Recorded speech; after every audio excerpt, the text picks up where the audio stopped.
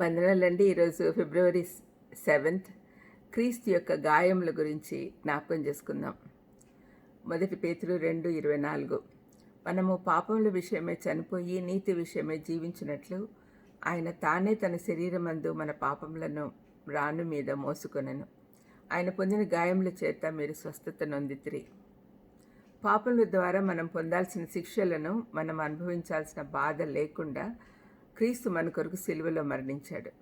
దీనినే ప్రత్యామ్నాయ ప్రాయశ్చిత్తము అంటారు. యేసయ్య ఎదుట నిల్చున్నాము అనుకోండి, ఆయన తన గాయపడిన చేతులను చాచి కల్వరిని జ్ఞాపకం చేస్తూ నా గాయాలలో వేలు పెట్టి చూడండి అని అడుగుతుంటే మనం ఎలా స్పందిస్తాము? తోమా అదే పరిస్థితిలో నిలబడినప్పుడు నా దేవా నా ప్రభు అంటూ ఆయన పాదాలపై పడిపోయాడు. ఈనాడు మన దృష్టి ఆయన గాయములపై ఉంచితే మన మార్పు కొట్టొచ్చినట్టు కనపడుతుంది. మనం ఆ గాయాలు భయం గొల్పేవిగా చూడకుండా ఆయన కృప పొంగి పొర్లుతున్నట్టుగా చూడాలి. దానికి కారణము ఆయన గాయముల చేత మనకు స్వస్థత వచ్చింది. యెషయా 53:5.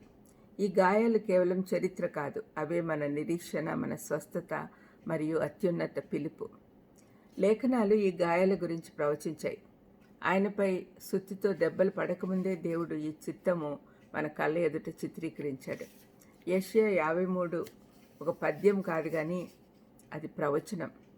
మన అతిక్రమములను బట్టి ఆయన గాయపరచబడెను, మన దోషములను బట్టి నలుగొట్టబడెను, మన సమాధానార్థమైన శిక్ష అతని మీద పడెను, అతడు పొందిన దెబ్బల చేత మనకు స్వస్థత కలుగుచున్నది అని 53:5 కనపడుతుంది.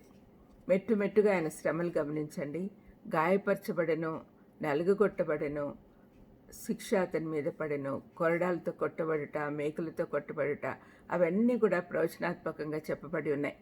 22వ కీర్తనలో కూడా వివరించబడి ఉంది. కుక్కలు నన్ను చుట్టుకొని ఉన్నవి, నా చేతులను నా పాదములను పొడిచి ఉన్నారు అని 16వ వచనంలో కనపడుతుంది. 22వ కీర్తనలో చాలా స్పష్టంగా విశదీకరించబడి ఉంది. గాయాలు ముందే చెప్పబడి ఉన్నాయి. ప్రతి గాయానికి వివరణ ఉంది.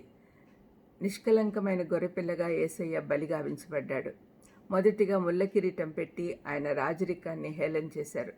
రోమియోల కొరడాలు శరీరంను చీల్చివేశాయి. మణికట్టుపైన, మడిమలపైన మేకులతో కొట్టబడుట, అరచేతులతో కాదు, అంటే అరచేతుల మీద కొడితే నిలబడలేరని మడిమల మీద, మణికట్టు మీద పెడతారు. చివరికి పక్కలో బల్లెం. ఇది మరణంలో కూడా కనికరం. మన హృదయాలను శుద్ధి చేసేందుకు ఆయన గుండె చీల్చబడింది. ప్రతి గాయము పాపంలో వెల చెల్లించింది. ముళ్ళు గర్వానికి, శరీరంపై గాయాలు ఎదురు తిరిగినందుకు, మేకులు మన దాస్యం నుండి విడుదలకు. రోమీయులు ఆయనలో ఒక నేరస్తుని చూశారు, కానీ మనకు ఆయన విమోచకుడు. ఆయన పునరుద్ధరణుడు అయ్యాక చూపిన గాయాలే దీనికి రుజువు.